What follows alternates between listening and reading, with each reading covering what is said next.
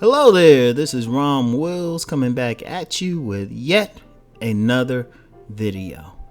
Why many successful black men are low key. Now, that's something I might have touched on before, but it's also in line with the video I did yesterday, right? One of the things with a black man who is successful in anything other than entertainment, which I also include sports, is generally low key. Now, the thing is, too many people, especially women, I've noticed this with a lot of sisters, they think that man should be like walking around like showing off to the world and all of that. It's like, nah. Many black men, now not all, of course, now even if they non-athletes, but many black men who got some level of success. And when I say success, I don't mean they just have a job, but I mean I know plenty of cats, plenty of black men who making over six figures, who doing stuff like flipping houses, who got successful businesses and all of that. Unless you have a conversation with them, you would never know it. You would never know what they have, right? Like, I remember one time, right? I think I mentioned, I always think I mentioned something before. I never do. I never remember if I do or not, I'll mention something 20 times if it pertains to a particular video. But I remember I was talking with a beautiful sister, right? I just had a tangent there because she was from the Virgin Islands. Damn, they got some fine women. About time for another loafer video, but I digress. But I was talking with this beautiful sister, right? Middle of Baltimore. Some people from Baltimore might know her and stuff, but I ain't gonna call her name. But we were sitting there talking. We were outside her shop. She had a little restaurant, so we were sitting outside talking and stuff, right? And I remember this young brother came walking up, or at least he looked young, right? He had some locks. He just had on some jeans. Ordinary, you wouldn't think much of him. I mean, he wasn't dressed like a thug or anything. His pants went off his ass, but he kind of looked like that bohemian type of brother. Stuff looked like he belonged at a poetry reading, right? And he was just walking, and he saw the sister, acknowledged her, I said, "What's up?" And he just kept walking, like very unassuming. You wouldn't think anything of him, and my friend was like, looked at me. She said, "Hey, Ron, you see that dude right there? He owns half this block." Literally. And this was a big ass block.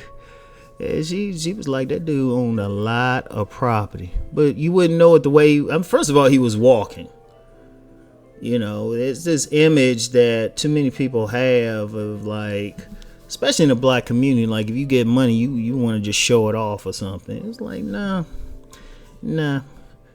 That's stupid. And it's not gonna happen. And believe it or not, it's not because the dude just has some, or these guys just got some humble streak in them. Hell, if you get to know them, they know who they are. Very confident. Even in some cases, it could be arrogant. But they realize something in the black community that is very important. If you got some level of success and you are known to have money, all of a sudden, everybody else wants to ride on top of that, especially in the black community. The very people. Now, it's different if it's somebody who helped you get to where you're going. Like, somebody's parent, like a dude's parents or something. And ironically, especially, like if it's the mother, yeah, usually the dude got to take care of it. But if it's usually like the parent or something, especially a man, if he was raised by a real man, sometimes that real man, even if he ain't successful himself, he still don't want any part of his son's success. That's how a man do. He wants his own thing, right? But other than them who helped him and maybe a few family members, You get family members and people who barely knew you out the woodwork trying to get in on your shit. We've all had that. You know, I had a relative, you know, we barely talk. You know, let's just say she checked out a lot. It was like, I don't have strong memories of her when I was a child because she was all into some bullshit. I remember she, you know, once I started publishing stuff, she was calling me up trying to get some money. I'm like, I don't even think I returned the call because they caught my answering machine. I was like, I ain't returning that call. It's like, oh, shit. I ain't meet your ass until I was a teenager. You want some shit from me? You know? But that's how it go. You get some people who all of a sudden they want something. You know, all of a sudden they become your cousin. I mean, athletes see it all the time. Athletes and entertainers. You've had some athletes and entertainers go broke trying to take care of their family. You know? And like I said, it's never the family members who actually help them get there. You know, that's different. If you hook them up, hey, you should hook them up. If they were supporter, you know, they type who helped you get through school, showed you some stuff, took you out and about with them, hey, you hook them up. You should hook them up. But it's always the people who didn't. And then especially if it's some successful dude who like got out the hood, last thing he can do is go back in the hood. Seriously, once he's out, he gotta stay. That's why you got a lot of people. And see, we always know about the athletes, the entertainers and stuff. You know, they up there claiming hood and everything. Yeah, you know, that's good for them. But you notice they never try to go back there and live. You know, if they nice enough, you know, they making enough, they might like sponsor some community center or something, which is cool. But I ain't talking about just general charity. It'd be like people trying to hit them up for money. And they'd be like, you should take care of me. I'm like, and you are? You remember we met at, you know, the family reunion. I'm Junior's cousin. I'm like, who the fuck is Junior? Just like, you know, you get that stuff. So, and then, you know, you got some people, they jealous of you. Like, I know a bunch of dudes who, they making money, but they ain't driving no Mercedes or anything. They driving ordinary cars. They some low-key ass motherfuckers. Like, I know one dude, man. He'll dress up for work. He be sporting for work. But if you see him otherwise, he just look like. And this dude's a CPA, but this dude, I say for the time being, he lives in I say more working class area. Him and his family. Well, it's a good house, but it's more of a working class area. But his neighbors don't really know what he do. It was just a good deal on the house for him. You know, but he's low key about it. You know, drive an ordinary car. And you'll get that. Because they know, successful black men know better than any other type of man. If you're successful, you got something going on. First of all, you got the families. People's families, you know, family members you don't even know about trying to hit you up, thinking you got some obligation to take care of them and bring them on the come up without them really doing anything. That's a killer. It'd be different if they offer some service, or if you got some business, it's like, hey, can you hook me up with a job? You know, that's halfway understandable, but they be just expecting it just based on like some common ancestor. It was like, no. And then you gotta worry about, you know, just some people back where you lived and stuff. They jealous of you, and they trying to get some money off of you. You know, because you get some dudes, they might have been picked with or something when they were young because they were hitting the books. Then they get that same bum trying to be cool with them and shit. It was like, nigga, I remember you. Shit. It was like, you know, so you got all this stuff, and then you gotta worry, men like that gotta worry about women and shit. Because you worry, it's like, well, damn, does this woman like me for me, or does she, you know, somehow found out what I'm about? Like, I was on this job, right? I remember this woman. I remember, it was a sister. She didn't say shit to me, right?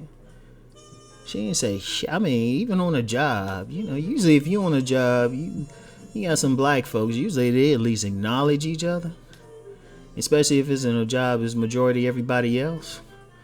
And you just like, but she wouldn't even, she wouldn't even look at my ass.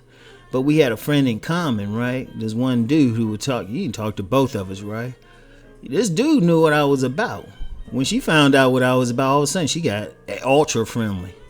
I was like, damn, it was like night and day and shit. You know? I probably could have hit if I wanted to, but I was just like, I wasn't playing that shit. I was like, hold up, you gonna be friendly to me? You know what I'm about now? You gonna be friendly to? That's some bullshit. You know? But a successful brother, successful black man, faces that. You know, you gotta wonder about people. In fact, many successful brothers, they don't keep a lot of company. They don't hang out. Only time you might see them hanging out is at the barbershop. And the barbershop's like a DMZ anyway.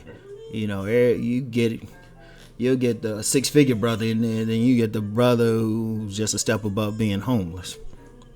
Everybody peaceful in there. But other than that, though, that brother gonna be low key about it, because he knows a lot of people got a problem with it.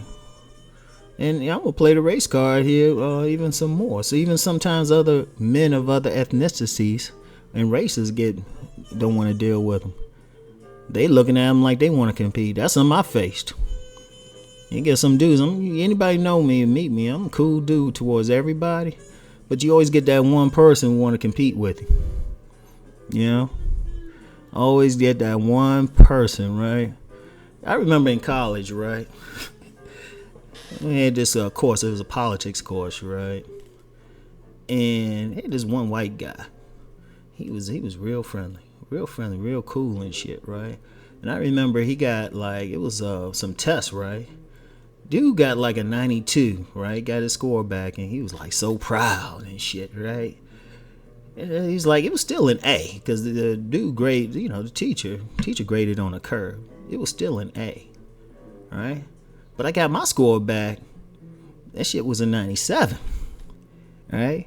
Oh yeah. Don't let the rough origins fool y'all. Rum's pretty smart, but it was an A, and we both had A's. But I remember that dude did something very specific, right?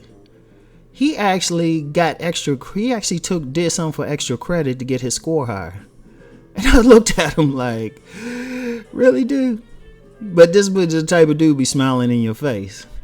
And that's what I first started learning. I was like, I don't keep stuff. Even now, that's why some people who might have tried to dox me don't find a lot of shit about me.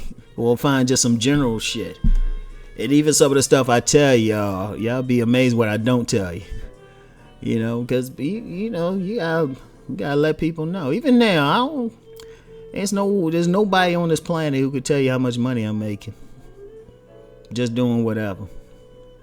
And reason why I got accounts in like several banks. I don't put my shit like a teller might think I'm just making something. That's how I got to the point. I just started being careful about shit. I don't never mention, and I always underplay shit. All right, you know, because of that, you know, that whole thing. It's like I learned to be low key. All right, learn to be low key.